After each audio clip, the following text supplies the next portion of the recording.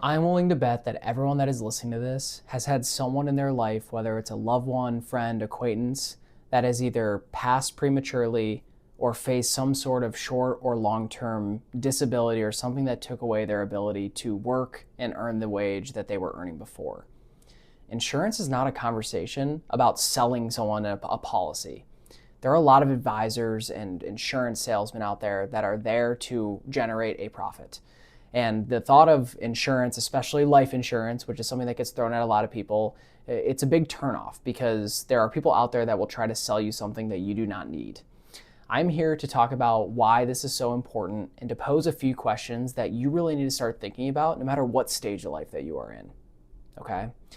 Number one is when we talk about your life and the most daunting thing, which to a lot of people is death, is think about the fact that if you are, someone that is married or have children, that if your spouse did not come home from work that day, what would your life look like financially?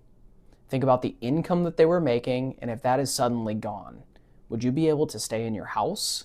Would you be able to stay on track for the retirement goal that you have? Would you still be able to educate your children if that happened? Would you be able to maintain the lifestyle that you currently live, or would you have to make an overhaul of changes because there is no insurance in place to make sure that those things are set up to be taken care of? Not only a death, but think about a disability. Someone who is 30 years old or in their mid-30s, they are at more risk for a long-term disability than they actually are to die. And when we think about a disability, I think about something more permanent that does not allow you to go back and do the work that you do. A lot of people that are employed and working for a company, they have something in place like a long-term disability insurance policy, and a lot of common times it's 60% of your income. But flip that for me. What if you took a 40% pay cut? If you're making $100,000 a year and suddenly you're now making $60,000 a year, what actually changes? Are you on track for the short and long-term goals that you have?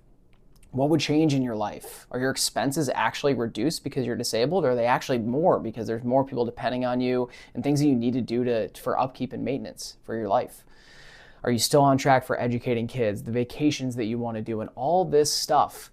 These are the questions that you need to pose to make sure that you are prepared and that you have the resources to make sure that everything that you want to happen in your life in these worst case scenarios are taken care of.